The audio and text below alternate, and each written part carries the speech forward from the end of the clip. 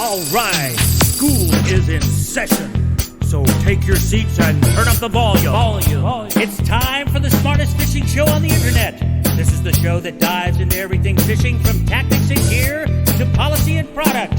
Here he is, the fishing professor, Professor Sid Dobrin. So stick around, you might learn something.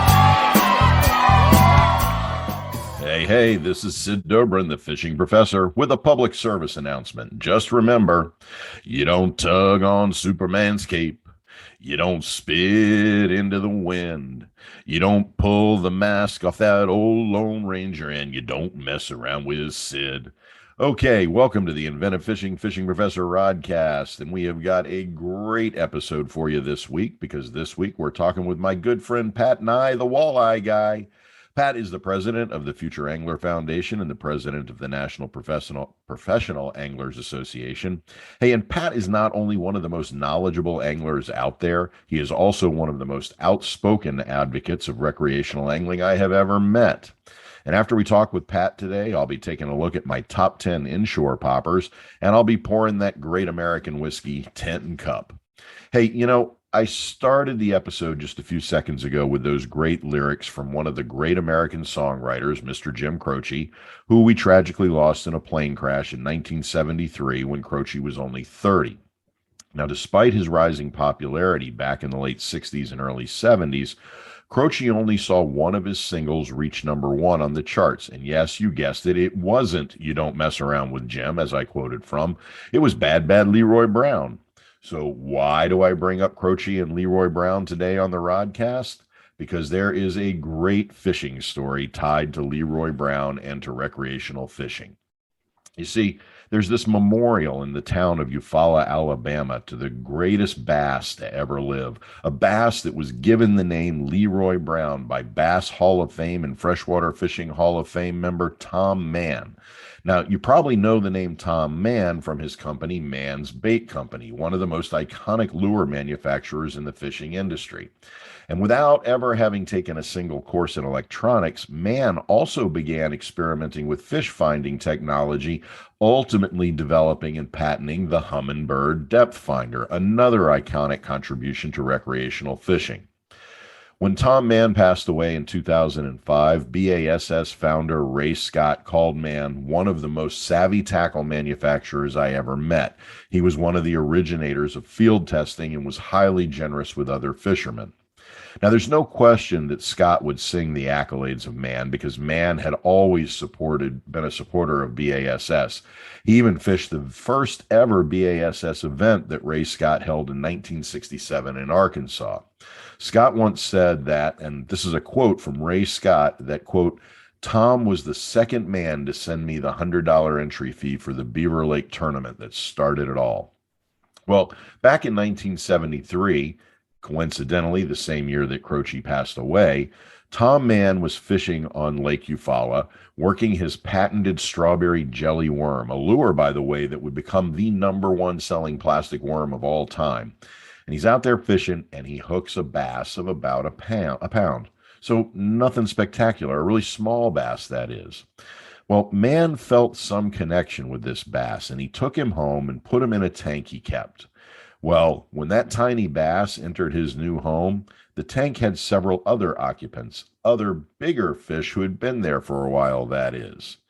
Well, Mann decided to name the little fish Leroy Brown in honor of the Croce song, and sure enough, Bad Bad Leroy Brown the bass took to the name and became the baddest ass fish in the tank, not taking guff off of any of the other big fish.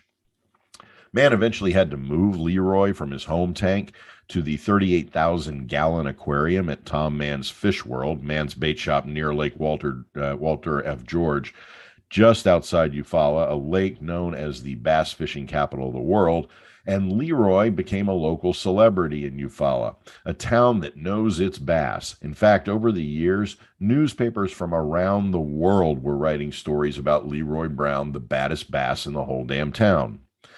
Unfortunately, Leroy died in 1980. And Mann decided to honor his longtime guild friend with an appropriate funeral. In fact, Leroy's fame was so widespread by then that the governor of Alabama at the time, Fob James, In Birmingham, they love the governor. Boo hoo hoo. Now we all did what we could do. Well, Fob James declared a day of mourning for Leroy.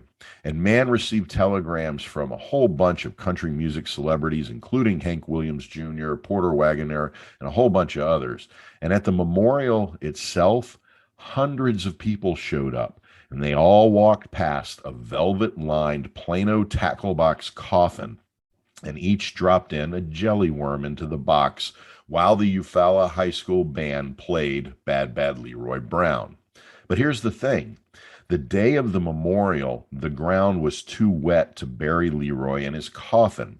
So man put the coffin in the freezer to store him until he could bury him. And someone stole the coffin and Leroy's body. The grieving Tom Mann was really upset, and he offered a $10,000 reward for the return of Leroy, but the thief was never caught. Leroy, though, was found over 800 miles away in Tulsa, Oklahoma, at the airport when a baggage handler reported a box with a foul smell being loaded onto a plane. So Leroy was eventually buried in Eufaula, and there's a big old marble memorial stone in downtown Eufaula that man ordered from Germany and paid $4,000 for, and the memorial reads, "Most bass are just fish, but Leroy Brown was something special." Oh man, how I love that story. It's got Jim Croce, Tom Mann, BASS events, strawberry jelly worms, and a velvet-lined Plano tackle box. That's freaking Elvis caliber gear right there. And you know, now that I think about it, I want to be buried in a velvet-lined Plano tackle box. Hey, Gary Lemke at Plano, can you make that happen? And yes, it's got a legendary bass, Bad Bad Leroy Brown. So here's to the memory of Leroy Brown the bass and Jim Croce, whose passing may have prevented us from having to endure another Jim Croce song like Roller Derby Queen. Ugh. But that all leads us to a great Rodcast today. Hey, be sure to subscribe to the Rodcast by clicking that subscribe button on whatever platform you're using to access the Rodcast, and be sure to share the Rodcast with all of your angling and drinking buddies. Keep in mind, too, that if you have a comment about the show, you can always email me at sid@inventivefishing.com or use the comment option on any of the platforms through which you have accessed the Rodcast if you have an opinion you'd like to deliver. All right, let's get casting.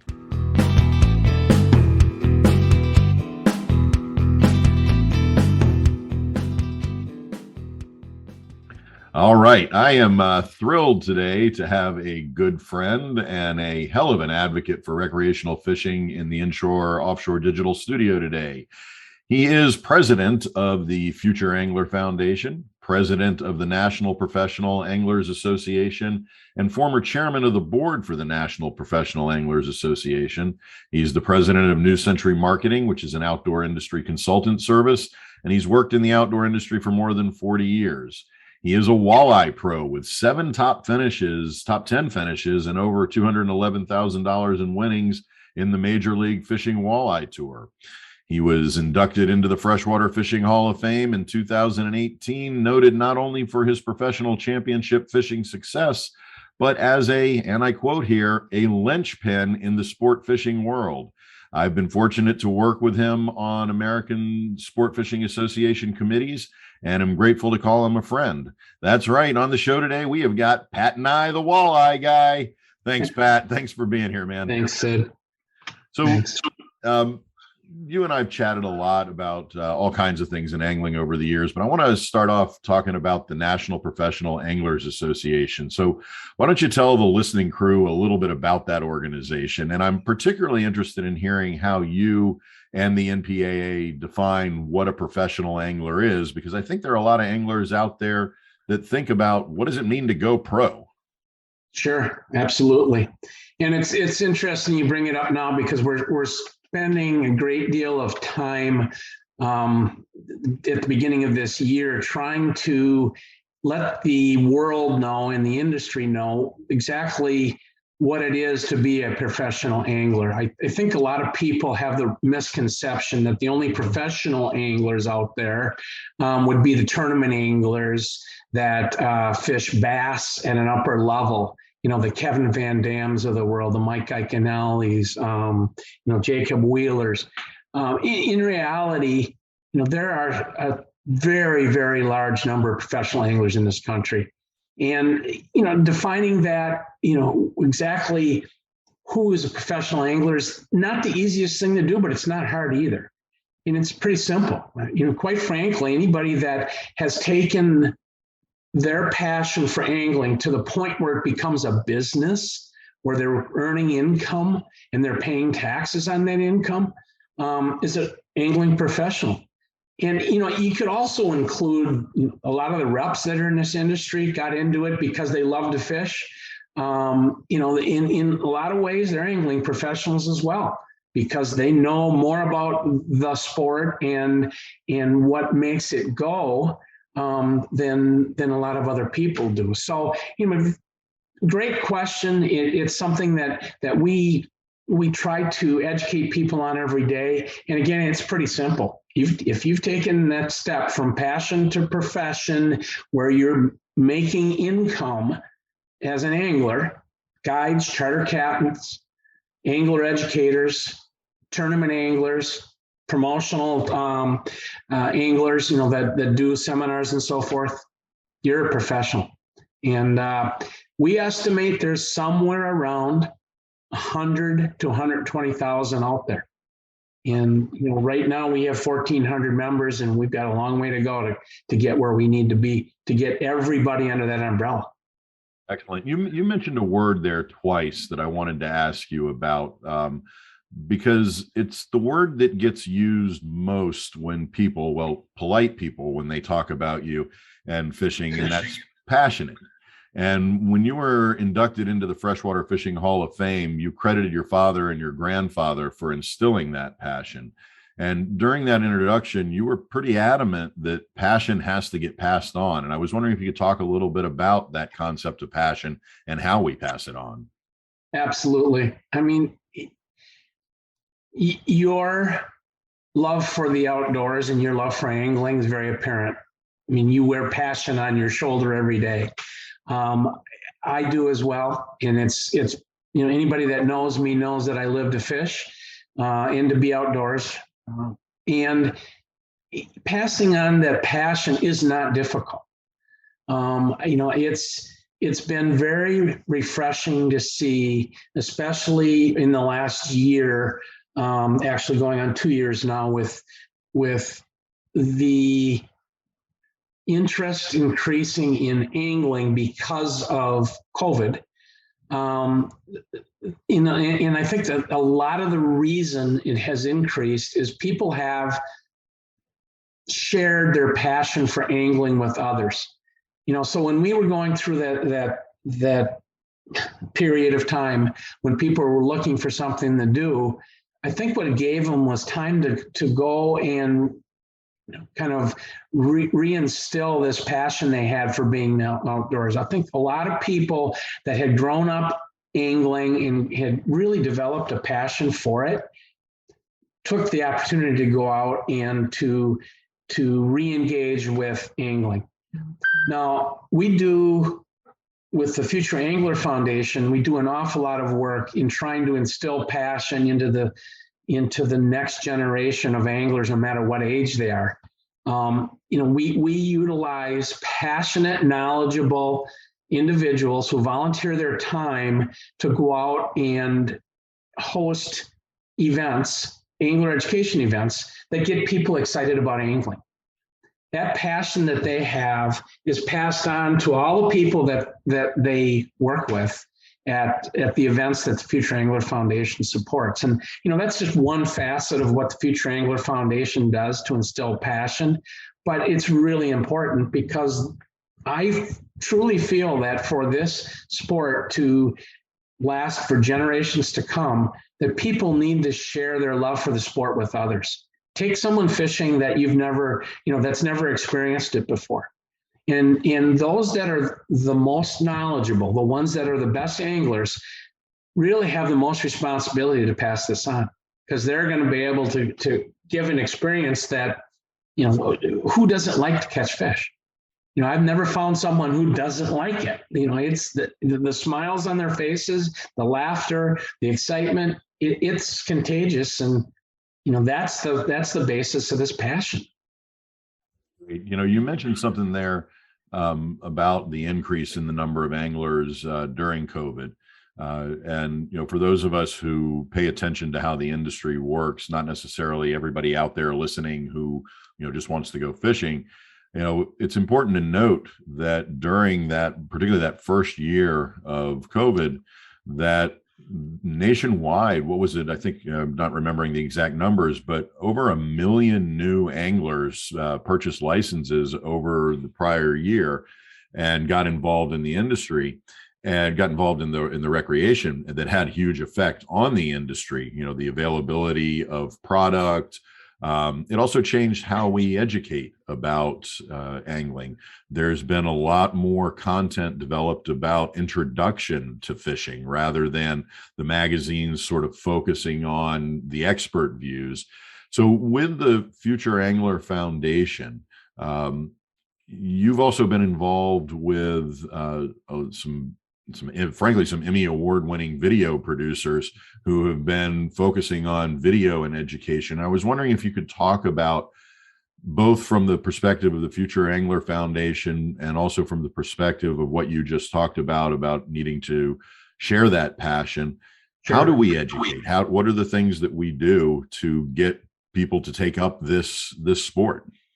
Well, it's been very exciting and interesting over the past few years to see where we've come from a chance meeting with an individual by the name of Dan. How can I forget Dan's name, Sid? I don't know, and I don't see his book on my shelf in front of me, so I can't remember either. Yeah, it's Dan Bertalon. That's a senior moment. Dan Bertalon with Into the Outdoors Education Network and I met at chance meeting a few years ago, and one thing led to another, and the next thing you know, after about 4 years, we've developed. By the end of this year, will have been 15 half-hour television shows dedicated to exposing non-anglers and boaters to angling and boating, and it's been extremely exciting. In that, public television, PBS picked this series up. When they did that, it took the metrics from about 5 million who were seeing it through the television, the traditional broadcast television, to this year we will have about 45 million people see the series, and those are big numbers. The cool part is that it's PBS. These aren't people going to to one of the angling networks to look for fishing shows. These are people who stumbled upon it and then have become interested in angling. So, I give Dan Bertalon and Into the Outdoors Education Network, our partners, tremendous amount of kudos to having created angling educational and boating educational information that PBS accepted. And that's really hard to do. I mean, it's difficult to get on PBS with anything, and then to have them request more and more content from us is truly exciting. So, that's one of those unintended consequences that occur when you take passion, you connect it and network it with the right people, and the next thing you know, we've created something that it's never been duplicated to my knowledge with regard to those type of numbers, especially, when we're not preaching to the choir, quote unquote, where we're talking to, communicating with people outside the traditional fishing world. So, that's really been, I guess, very gratifying, but we just scratched the surface and we're going to continue to work at that. And the industry is starting to understand exactly what this can do for the future of our sport. That's excellent. One of the interesting things in what you're saying too is, for hundreds of years, recreational fishing was passed down as a family education issue. Like I said before, you've talked about your father and your grandfather instilling that passion in you. But given the kinds of work that you're doing now, both with that kind of work on PBS, but also with Future Angler Foundation, Now you're making this a public conversation, that you can influence not just your son or your family or your daughter or whomever, but 43 million people. I mean, that's kind of a remarkable way to change how we teach about angling. And it is just beginning. One of the things that has just happened is with these television shows that we've created curriculum that can be used in school systems across the country or by fishing clubs or anybody who wants to use it. It's free source, but it's been kind of sitting there. It's been used some. PBS Learning, which is a network of information that is used by school systems across the country to educate those in those school systems, is picked up our into the outdoors, getting families fishing content. And that will occur this year. That's going to take this and multiply the effects even to an even greater level. So it's really exciting to see where we've come and the opportunity that it is going to give the industry and the sport to be exposed to the next generation of anglers from all ethnic groups across all demographics in this country, a lot of which are inner city individuals that may not have even thought about fishing and now are going to be exposed to it in a manner where they're going to want to try it. Well, let's talk about that a little bit, because one of the things, you started off as, if I remember correctly, a competitive angler back in the early 90s. And you mentioned the high school programs. I mean, when we were, back in the 80s and 90s, these programs didn't exist. And now competitive, particularly bass angling for high school teams and college teams has become a big competitive sport. What's the future there? I mean, that to me is really exciting stuff that, we're seeing kids like when we're at ICAST or the Miami Boat Show walking around, instead of wearing basketball jerseys or football T-shirts, they're wearing their team fishing jerseys. Absolutely. So, I mean, that's a heck of a new thing for this to be so pervasive in the high school culture now. And I'm not going to take credit for any of that, but I can tell you that what we're doing with our Getting Families Fishing initiative and the television shows is targeted at increasing the participation in high school fishing because we're targeting middle school age kids who are going to be exposed to angling at the grassroots level. We're already seeing anglers who were exposed to the program and are getting into high school and now want to participate in their clubs. And in some schools, these are team sports that are sanctioned by the school system. And these kids are competing on a nationwide basis. There's an annual, a couple of different circuits now where there's an annual championship, and there's college scholarships being awarded, a large number. I know the Bass Federation and Robert Cartledge has put together a program where and I don't know the number, but it's very, very large number as far as the dollar amount of the scholarships that are being awarded. So I think that this high school fishing is very exciting as well, and will grow. It's going to be dependent upon the number of volunteers that are out there to go out and, again, opinion leader volunteers, those better anglers that are, able to go out there and help these programs in the school, because, the schools don't own boats. These are all done by volunteers who are the boat captains for these kids. And, there's a shortage of that. So, if you have an interest, check with your local school system, see if they have a high school fishing team and if they need volunteer captains, because that's going to be the factor that limits the participation. Again, I go back to my comment about who doesn't like catching fish. And these kids, if it keeps them busy out in the outdoors versus getting in trouble doing something else or gives them a direction, many of these high school kids will then go fish in college, like my son did, and then eventually end up in the industry. And that's something that is going to help our industry long term. Yeah, you mentioned your son, Adam. He is racking up a hell of a reputation on his own in the Bassmaster tournaments these days. I saw that he just opened this year's Bassmaster season at Kissimmee with a 4th place finish. That's a heck of a way to start a season. Yes, he did. He did start out strong again. He's one heck of an angler. He's got 3 top 10s out of the past 6 events. He's got 4 money finishes out of the past 6, and he loves it. He's an example of someone who took that step from passion to profession. So he's fishing professionally, winning money, paying taxes. That's great.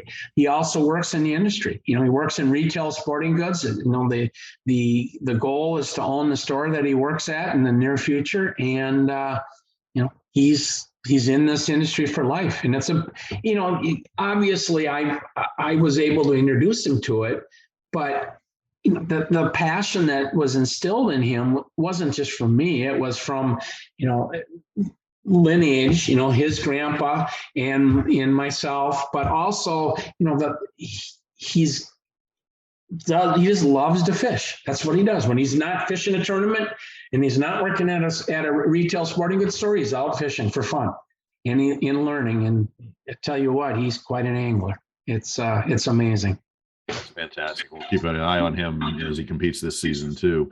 So let me shift the conversation a little bit, and let me admit that when I was getting ready to talk with you today, I spent some time casting about in the Freshwater Fishing Hall of Fame pages, and I got to say I was blown away by the list of anglers there. I mean, just a quick scan. Since you're a walleye guy, the lenders are all there: Nick Lyons, Larry Dahlberg, Ollie Evinrude, Cotton Cordell, Bill Dance, Nick Cream, John Gierich, James Hedden, Ernest Hemingway, Jimmy Houston, Carl Lawrence, Roland Martin, AJ McLean, Johnny Morris, Ernest Pfluger, our buddy Dave Precht, Mark Sosin, Kevin Van Dam, Ted Williams, Lee Wolf, Ed Zern. I mean, I can go on and on. Right. And I have to say, I actually love that they include Dame Juliana Berners and Isaac Walton in there, right? Nice writers from the 1300s really writing about fishing. That's a hell of an honor roll, and they let you in. But how did that moment of induction feel? I mean, that moment of seeing your name with all of these really Hall of Fame anglers. It was one of those life moments that you don't forget. You work hard, you got passion, and again, it always goes back to passion. Every one of those people that you just mentioned has a passion for angling that took them to the level that they achieved.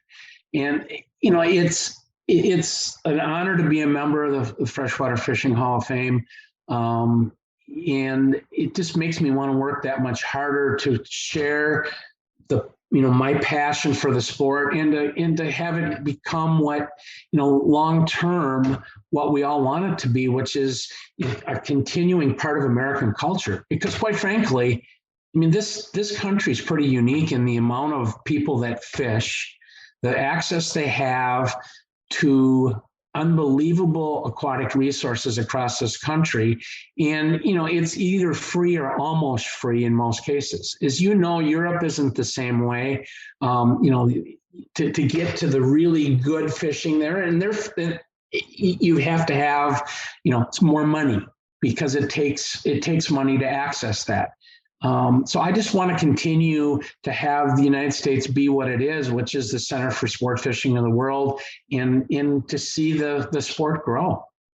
With that in mind, you and I over the years have talked a lot about not only what does it take to grow the sport, but also the role that conservation and, even the role of your organizations and then other organizations that are trying to promote fishing. But you and I have also talked about the fact that there's so many disparate numbers of organizations trying to do all of these things, and galvanize anglers, or industry people trying to address common concerns, or local anglers addressing local environmental issues. what is it about angling that makes it so tough to get us all on the same page? That there's so many multiple organizations. We're our own worst enemy, Sid. And it's something that really concerns me. And quite frankly, drives me nuts about this industry. We are all anglers, first and foremost. And at some point, this industry needs to step back and create an organization of anglers that drops geography, species, technique, and looks at angling as what you and I have talked about as a sport that is an amazing way to spend time with on a recreational basis and a sustenance basis, and have us all come together under one umbrella. Look at where we would be in this country with angling if it were possible to bring everybody under one umbrella. There is nothing out there. So if you look at the hunting side, they've got the NRA, okay, because of the firearms. And we've got the Second Amendment that has created the real reason for the existence of the National Rifle Association.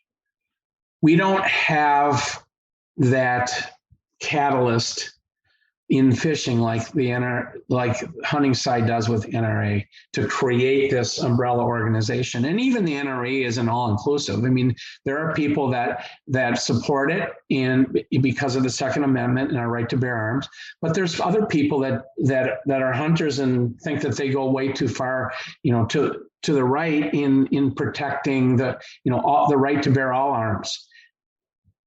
If you look at fishing, and you look at what we could do if we got, and again, what's the true number? Is it 40 million?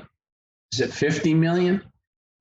But the demographics, if you look at the demographics and you look, if we got 20% of the total number of anglers in this country to come under this umbrella, we would be one of the strongest lobbying groups in the country.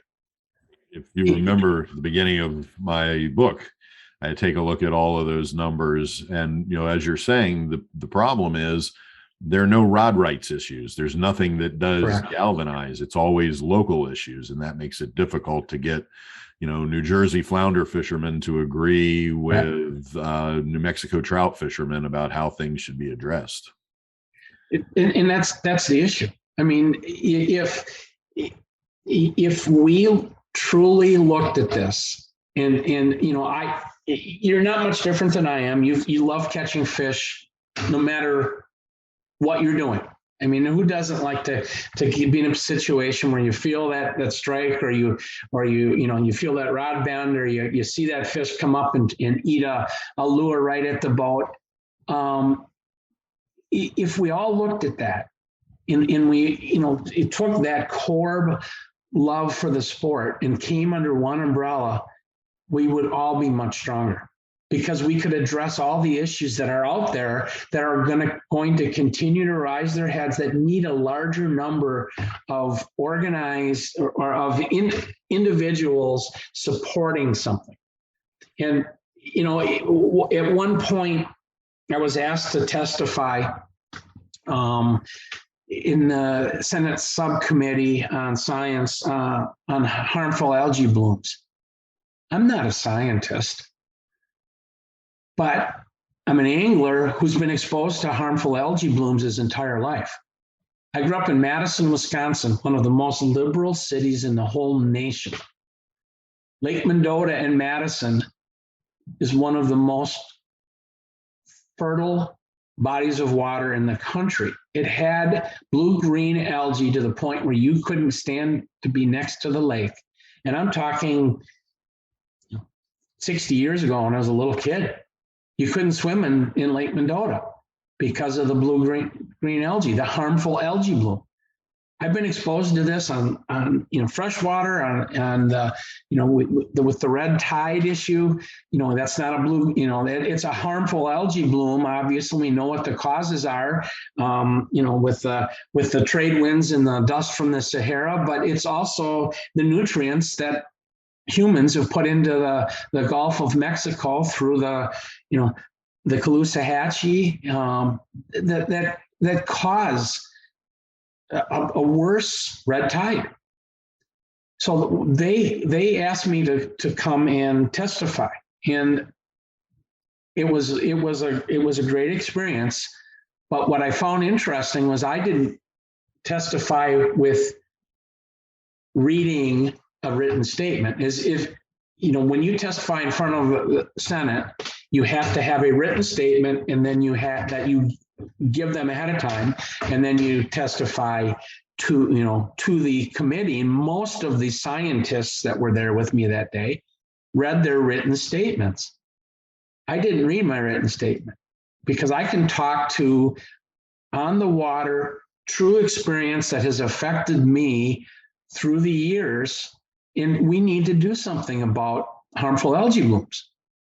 In the frustrating part is, so I'm there testifying in front of this science subcommittee, and all we're trying to do is get money to study it. We're not even talking about solving the problems yet.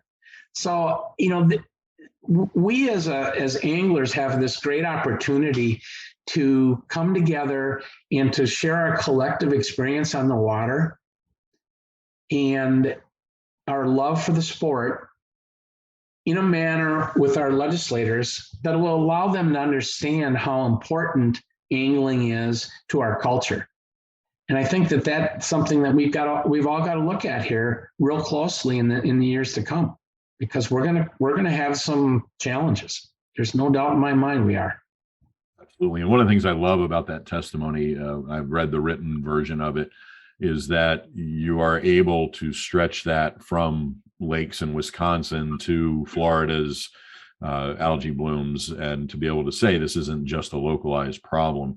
So with that kind of stretch, let me ask you, all right, you're a Wisconsin guy, you got deep roots in the walleye world, but you've transitioned into a pretty dedicated saltwater guy too.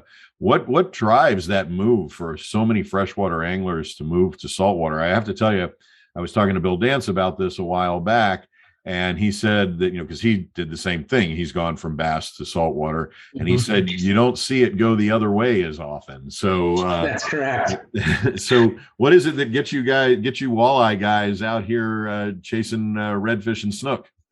Well, it has to do with love of fishing and that adrenaline rush when you get a mid-20s to low 30s red, hit a swim bait in a foot of water, and hear that reel scream. You don't get that in freshwater, with the exception of something that I did grow up doing, which is fishing salmon on the Great Lakes. I mean, I caught many 20+ pound salmon in my life. So it's not that I like to pull on big fish necessarily, but I love the challenge. I love the fact that they don't quit. They are some of the strongest fish that swim in the world. And then you go to a snook that is kind of a combination between a walleye on steroids at times. It actually looks a lot like a walleye. I mean, if you put teeth in its mouth, and the gill plates obviously can cut you pretty bad on both of them. Snook fight a little harder. People say walleye don't fight. You put a walleye in 80-degree water, I'll guarantee you're in for a 10-pound walleye. You're in for a fight. But do you transfer any of your walleye strategies into saltwater strategies? Absolutely. We I do a lot of things that most saltwater anglers don't do.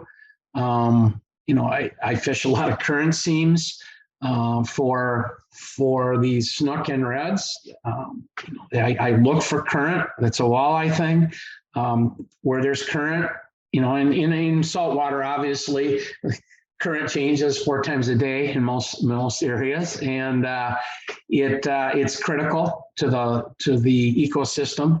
But I absolutely use techniques. I mean, I catch a lot of the snook and reds I catch in a little deeper water than other people do. I'm using Garmin Live Scope now effectively in seeing fish that other people would never see, especially down here in the Everglades. We have a lot of cloudy water, and I can see sight fish with electronics. People look at my boat when I've got a bow mount or a bow mounted electronics unit like I'm nuts, because they just drop their lure over the side, and that's 18 inches deep here. I'm using it to find fish, and when those fish drop off that shallow water flat, they go somewhere. I can find them with the electronics, and quite frankly, it's a learning experience, and I'm getting better at it. Got a lot to learn yet, but man, it's a lot of fun. I'll tell you that. So 2 questions from that. The first is, because you're talking about your boat, you've been a dedicated Ranger boat follower, not just because your Ranger has been your pro sponsor for a long time, but I've heard you talk about how great Ranger boats are. But I know that you recently bought a new boat, an aluminum hull, from our mutual friend at Miller's Boating in Ocala, Florida. I did. What's the logic behind your new boat, and what's the plan? Well, I was challenged by an individual that owned a condo down here where I am in Everglades City numerous years ago. He told me at one point that there is no one boat that will do everything for down here, meaning being able to go to the outside and be able to fish skinny water. And I believe that I now have found the boat that will do everything. So I've got a 22-foot tunnel hull, 72 inches wide, 22 feet long, doesn't weigh a lot, so it draws very little water. It's a tunnel hull, so it will run through little to no water.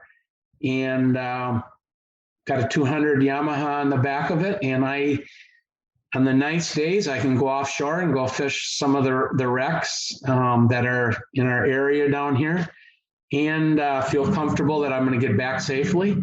And I can go in to fish 8 inches of water because it floats in 8 inches of water. So it's the right tool. And that's the key. You've got to have, all a boat does is keep you dry. You got to be able to get to where you want to go and be able to get to the fish you want to catch using that boat. And I think that this boat's going to work really well. I like it so far. So I hear you talking about your electronics and these walleye strategies. Any FLW Redfish Tour plans in the future? No, I mean, I can tell you on I shouldn't say no. I may do it at some point. I did fish as a koi angler one time in one of the events and had a great time. As I learn more, I might consider it, but I'm to the point in my career and my life where I just love to go fishing, and doing it for fun is probably more gratifying on those days that you will never forget, and where you get numerous 30+ inch snook in one day with some good friends and a lot of other fish. I enjoy that more now than trying to go cash a check at an event. So I think I'm going to do more of that. I'm also, and I don't think you know this necessarily, but I'm kind of addicted to fishing tarpon with artificial lures. I have no desire to catch a tarpon with live bait or white bait, none. But I do get a real kick out of getting them to eat a 5-inch big bite bait, fluke type lure. And I'm pretty good at getting him to do it. I mean, it's one of those things that, and you've fished tarpon enough to know that there aren't many things in the world that are more exciting than to get a 100-pound plus tarpon to eat an artificial lure at 30, 40 feet from the boat and then try to touch the leader. I mean, again, I don't care if I ever land one. If I touch the leader, that's great. Quite frankly, I like to have them jump a couple times, get some good video, and let's go get the next one. So it's right there with you on that. A couple of years ago, I did a piece for Florida Sportsman on catching tarpon on plastics. So it's addicting, and it's the season's upon us here in about 3 weeks. They'll start to show up in big numbers by me, and I'm really looking forward to it, especially with that boat. I can get to where I need to go and follow them around. Jealous. So, as we do on the Inventive Fishing Professor show, to wrap up this wonderful conversation, and just in what we've talked about today, you've talked about bass and walleye and salmon, and a lot of freshwater focus, and you've talked about redfish and snook and tarpon and saltwater focus. So, as we ask everyone who comes on the show, what's the grail fish? What's out there for you that you still want? What's that quest fish? You might find this somewhat interesting, given I just talked about 100 to 150 pound tarpon on plastics. The fish I really want more than anything right now is an 8-pound smallmouth bass. Where I live, they swim. Where I live in Wisconsin, up in Door County, Green Bay. I've come close. I've 6 3/4, a couple times, but an 8-pound smallmouth is one that I really, really want. And so I'm going to try real hard this year to, at the right time, there's a magic week or so there that you can put one of those in the boat. And, once I get that, then I have to reset my sights to something else. But right now, an 8-pound smallmouth is kind of the goal. Excellent. Yeah, and there's always another grail fish out there once you get there one. There is. So that's excellent. Well, thanks, Pat. Thanks so much for taking the time. Thanks for the great conversation. I appreciate you being on the show. And as always, everybody else, fish on. Thanks, Sid. I appreciate the opportunity.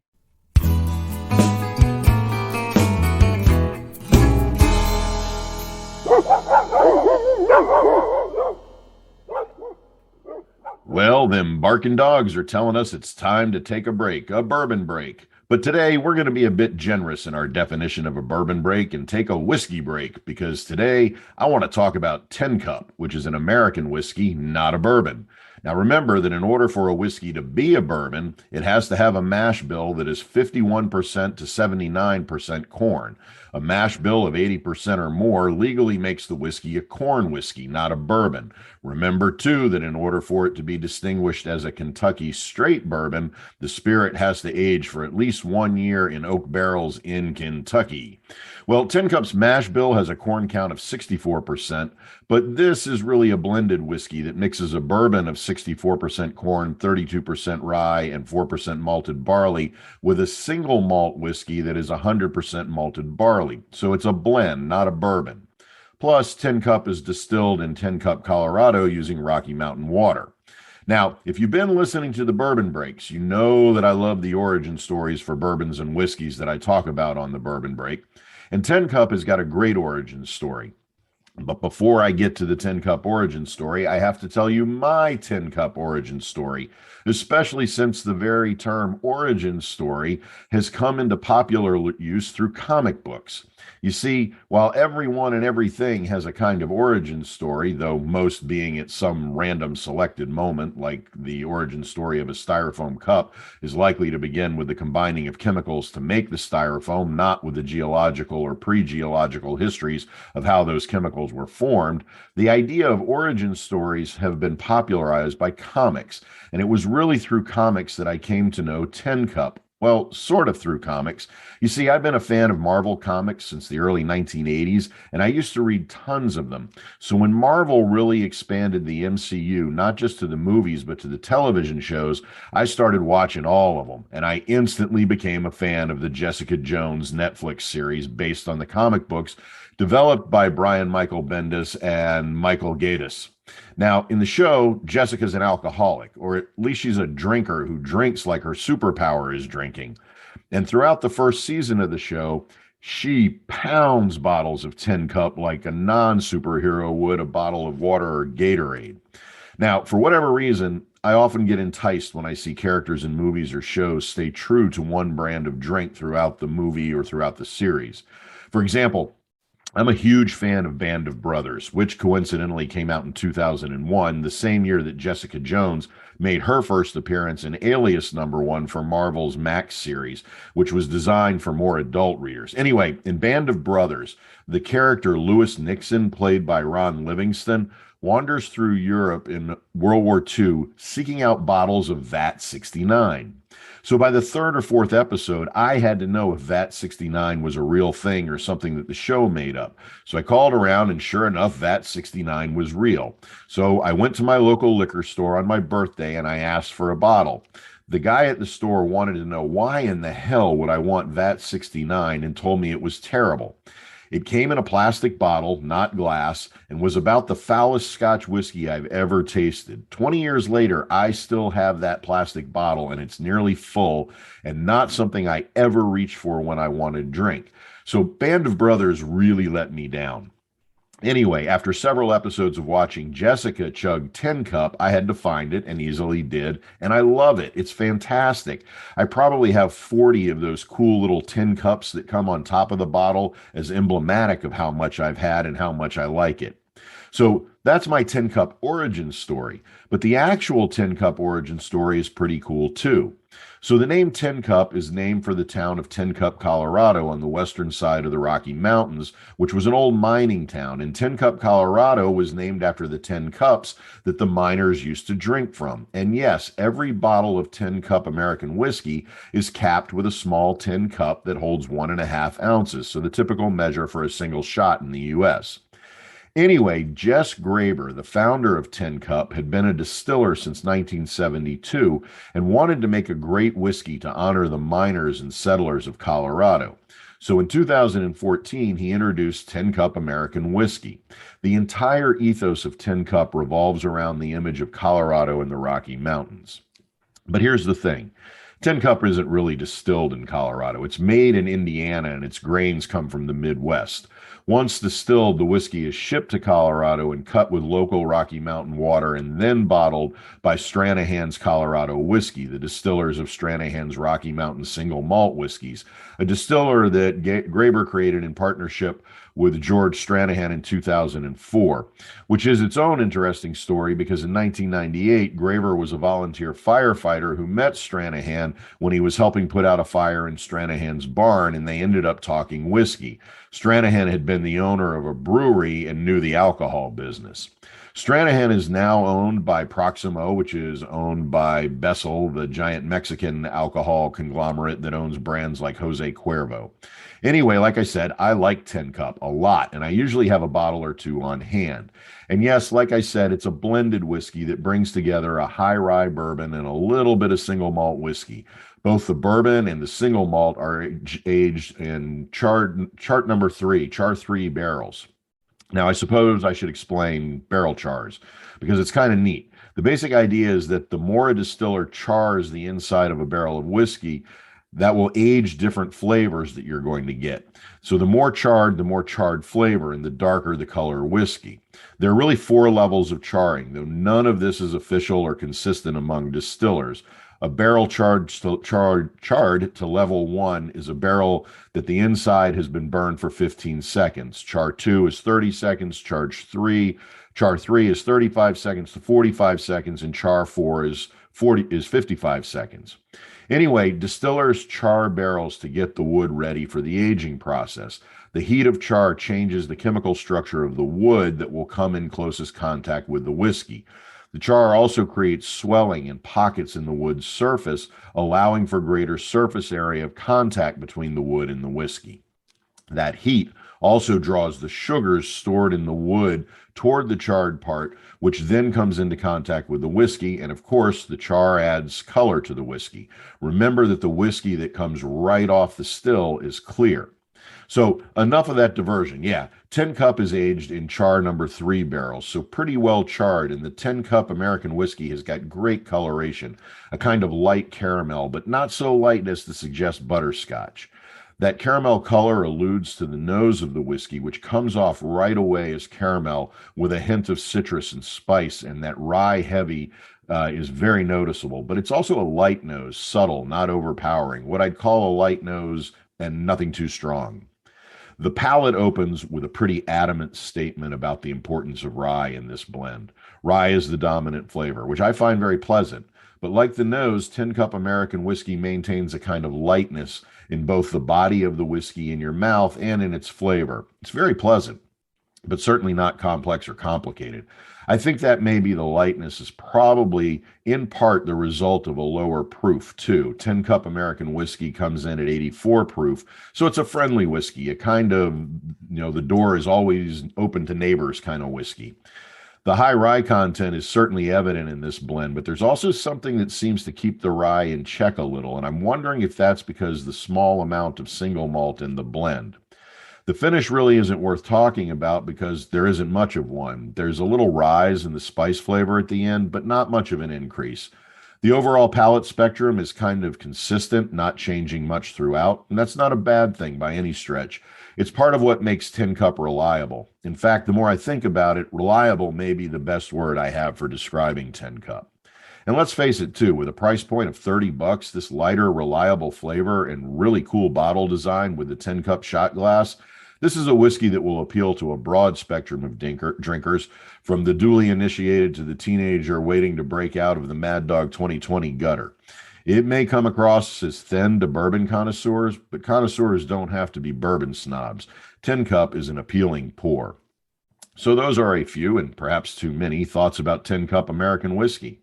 Hey, before we go, as a final note in my regular disclaimer, as always, please keep in mind that the Fishing Professor Bourbon Break reviews are not sponsored.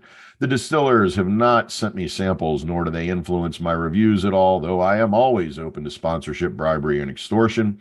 The bourbons I reviewed or purchased out of pocket in my reviews are based on the keen sense of bourbon know-how developed over many years in many of this country's finest watering holes, drinking establishments, dives, pubs, honky-tonks, and back alley speakeasies. Speaking of which, let me give a quick shout out to the Hurricane in Paso Grill, Florida. Certainly one of the best places on Florida's west coast to eat a grouper sandwich and drink hurricanes. And since we're talking Florida, here's to the heat. Not the heat that brings down barns and shanties, but the heat that brings down the bras and panties. As always, if you've got a comment about this week's Bourbon Break, feel free to email me at sid@inventiveFishing.com. And that's it for the Bourbon Break this week. Let's get off the bar and on the water.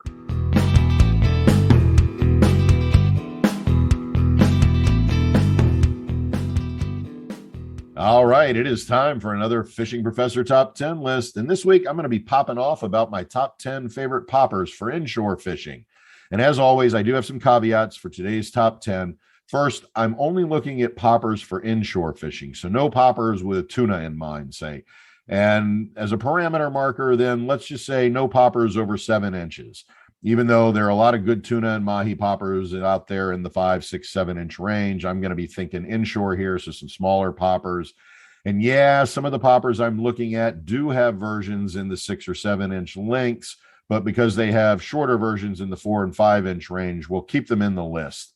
And yes, I know that this sounds like a lot of pointless technicalities that really don't mean much, but I have to give myself some framework here. Otherwise, we'd have bedlam, chaos, human sacrifice. Human sacrifice, dogs and cats living together, mass hysteria. Okay.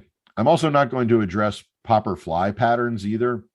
Even though working poppers on the fly line is a blast for inshore species like speckled trout or stripers, and I have tied a lot of popper flies, but that's not part of this top 10. So with those caveats in mind, and without further ado, here are the Fishing Professor's top 10 inshore poppers. Kicking us off in the number 10 slot, I'm going with the Cordell Pencil Popper. The pencil popper is a classic lure. It's been around for a long time, and it's about as synonymous with surf casting lures for any striper or angler out there. It's also certainly made its mark as a bluefish popper and a false albacore popper. I love the classic design of this lure. Its long, thin body makes it one of the farthest casting lures out there, and the weight set in the tail of the popper pulls the tail section down into the water, giving the lure a bobbing action that when popped creates great surface action. Okay, at number 9, let's go with a Bass Pro house brand lure, the Offshore Angler Laser Eye Saltwater Series Magnum Z Pop. Good God, who is doing the product naming over at Bass Pro Shops? All right, measuring in at 4.5 inches, the Laser Eye Magnum Z Pop comes in 6 color variations. It's got a wide mouth face that does a solid job of throwing water when popped. It's got great holographic eyes and a nice gill plate visual design. The body design, if familiar, as it's kind of familiar as it echoes many classic bass popper designs. But the saltwater hardware on the Z Pop makes this an adept saltwater popper. All right, at number 8, I'm going with Ocean-Born Flying Popper. Now, they do have a 6.5-inch version of this lure, the 170, but it's their 3 3/4-inch, the 100, and the 5 3/8-inch version, the 140, that really get my attention for inshore fishing. This is a narrow-necked popper that, because of its tight lines, is a great distance casting lure. The Flying Popper is designed by master lure designer Patrick Seville. It's got a unique rib construction on the belly side of that lure that encourages airflow on the cast, increasing casting distances. Those ribs also pull air into the popping action, adding to the bubble trail and commotion of the lure. The lure also has what you call kind of a wing that helps keep the lure in the air on the cast. It's a popper that I've come to like because, unlike a lot of other poppers that perform only in calm water and then become useless in rougher water, the Flying Popper does really well in a chop. I also like that there are 3 versions of this popper, one designed as a floating popper, one as a sinking popper, and then one designed for super long distances. The distinction between these 3 versions lies in the internal weighting of the lures within the same length. Say the 5 3/8-inch version. The floating popper weighs in at 2 ounces, the sinking at 2 3/4 ounces, and the super long distance one at 4 ounces. They come in 8 color patterns. All right, at number 7, I'm going with Tsunami's Talking Popper lures. To be clear, the Talking Popper comes in 3 lengths, a 5-inch, 6-inch, and a 7-inch. But even these tend to be leaning outside of my bigger popper parameters. We'll pretend we're only talking about the 5-inch popper and maybe a little bit about the 6-inch, but we're pretending the 7-incher doesn't exist, so don't make eye contact with it. Walk away. The Talking Popper is loaded with weight transfer balls that clack around on the interior of the lure when you work it, adding some great audio attractants to its popping sound. But what makes these shifting weights more important is that they keep the lure balanced on casts. So you don't end up with a lure that tumbles through the air when it's cast. That helps prevent the lure from getting wrapped up in the line on the cast too. I get so damn frustrated when I make a long cast or a precision cast and the damn lure is wrapped in the line and it runs sideways or backwards or just spins around on the retrieve. The shifting weights on this lure, though, of the Talking Popper help prevent that. Okay, coming in at number 6 is Nomad Designs Chug Norris. And yes, there are 6 and 7-inch versions of the Chug Norris, but it's the 2-inch, the 3 3/4-inch, and the 4 3/4-inch versions that I use inshore. And yeah, we got to admit it too, that Chug Norris is a freaking awesome lure name. Hey, Bass Pro, pay attention. Just think of the marketing possibilities. God created the oceans and the fishes, and then Chug Norris took over.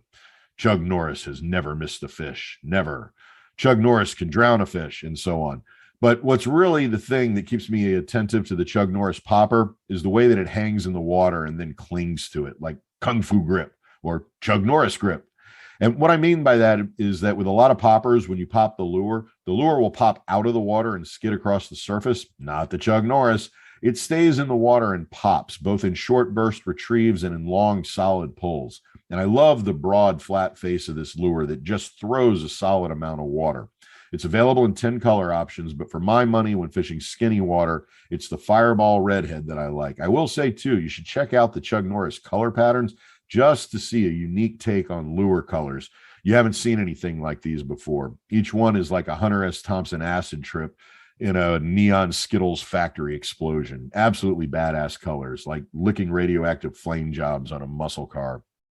Okay, at number 5, we've got Rapala's Storming Rattling Saltwater Chug Bug. They're taking lessons from Bass Pro and naming stuff. So the Storm line of lures is a subset of Rapala. The Storm rattling saltwater chug bug is a great popper. It's a larger version of the rattling chug bug, a popular freshwater popper. The saltwater version comes in two sizes, a 3¼ inch and a 4 3/8 inch version. I like the big profile of this lure and the great water displacement it causes when it's popped. It's also got a great rattle in it to add to the sound attractors in conjunction with the popping sound it makes in the water. I also like that Storm has rigged the saltwater chug bug with a teaser tail and a VMC Perma steel hook. It comes in 10 color patterns, but I tend to fish the redhead and the metallic silver and chartreuse. All right, at number 4, I'm going with the Rapala X Magnum Explode. The Explode comes in two sizes, the larger 6 3/4 inches and the newer, smaller 5 1/4 inch. The smaller version comes in 6 color patterns and the larger in 10. This is a thick, almost bulbous lure design with a wide cup face that throws a lot of water when popped, like a water explosion, hence the name. It's designed to push the face down into the water when popped, maximizing the water disruption and keeping the lure down in the water rather than skittering across the surface. The one drawback, or at least a minor problem I have with the Explode, despite its being a really solid popper that catches fish, is the price point for this lure. The 5 1/4 inch version ranges from about $20 up to $28, depending on where you buy it. That's pretty high end for a popper, but I can't let that affect my ranking here simply because it is a workhorse of a popper. Okay, at number 3, I'm going with Hoagie's Charter Grade Popper. What I love about these poppers is their simplicity, their fundamental design, their pragmatic and efficient function as a popper. There's nothing over the top about these lures, but there doesn't need to be. They do their job like a pro. They come in two sizes, a 4 inch and a 5 1/2 inch, and they come in 6 colors. None of them are fancy, just a handful of basic classic fish catching colors. I love Hoagie's PR about this too, saying that these colors catch fish, not fishermen. They pop really well and have a kind of stuttering action that really gives off that wounded bait fish feel. They do great on juvie tarpon, snook, trout, stripers, bluefish, and just about any other inshore fish that feeds on the surface. I've had small snappers slam them in skinny water too.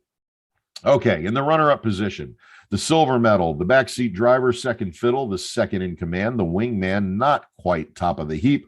I've got that awesome popper, the Yo-Zuri 3D inshore popper. I love this little spark plug of a popper.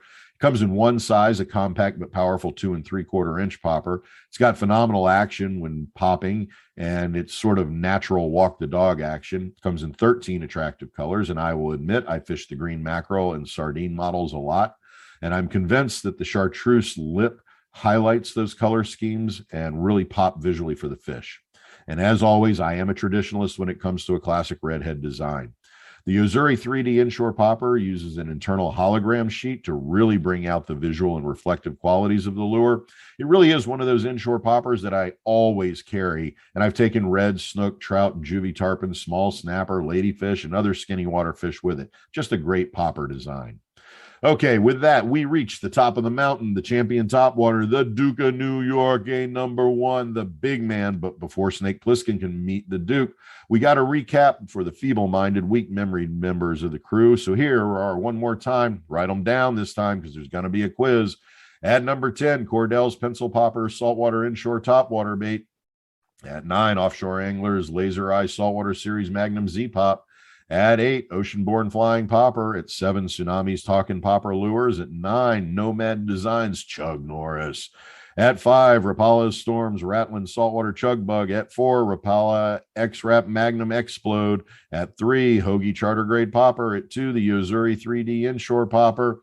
And with that, here it is, the Fishing Professor's #1 favorite inshore popper, Shimano's Pop Orca. Now, this is a lure I fish with a lot. So if you want to learn more about it, you can check out the Inventive Fishing new product introduction for the Pop Orca that we filmed at ICAST in 2016. And my video gear review of the Pop Orca, both are available at inventivefishing.com or on the Inventive Fishing YouTube channel. Now, clearly, because I've put the Pop Orca in my top 3 poppers, it's a lure I think very highly of. I love the unique design on this popper, really unlike any other popper out there. And it's designed with a bubble chamber that with a wide open mouth design that pushes water through the lure chamber and shoots it out of the top of the lure, creating a lot more commotion than other poppers I've used. It also leaves a really solid bubble trail. It's got through wire construction and really strong hooks, making one of my favorite poppers. It also works real easy in the water. That is, it's really user friendly and it doesn't require a lot of practice to get the action right. Comes in 3 sizes, a 3.5-inch version, a 4.5 version, and a 5 7/8 version. They come rigged with 2 treble hooks or 2 modified circle hooks. There are only 4 color options, but the colors are carefully selected to be bite enticing colors. All in all, just one of the best poppers out there. Okay, that wraps up another Fishing Professor's Top 10. And as always, if you think I've overlooked an important inshore popper, you can email me at sid@inventivefishing.com or use the comment feature of any of the platforms on which you're listening to the Rodcast. As always, if you got something you want to say, send me an email, leave me a comment, and we're popping on out.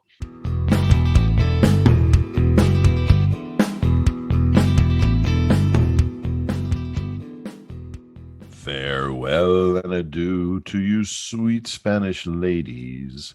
Farewell and adieu to you ladies of Spain. For we've just received orders for to sail for old England and hope very shortly to see you again.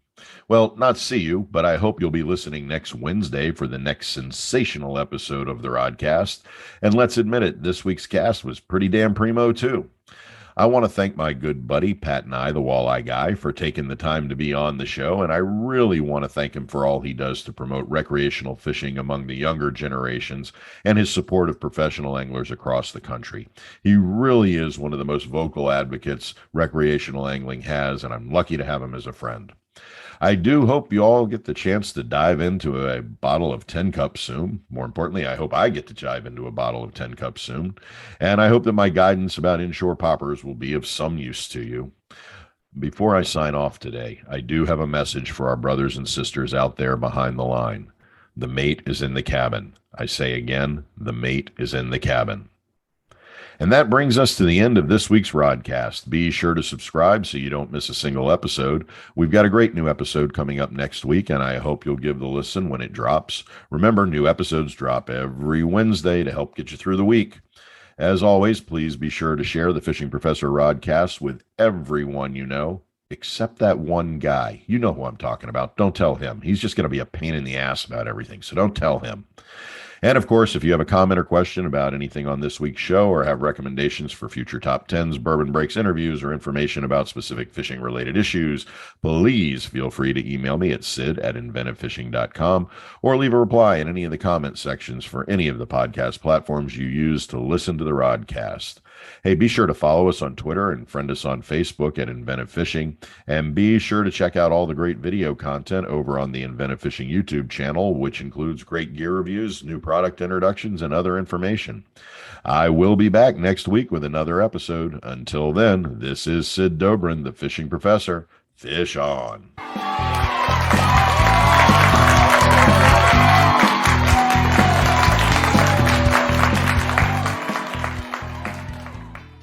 The Fishing Professor Show is copyrighted by Inventive Fishing, LLC. Any rebroadcast of the podcast without the consent from Inventive Fishing, LLC is strictly prohibited. Fish on!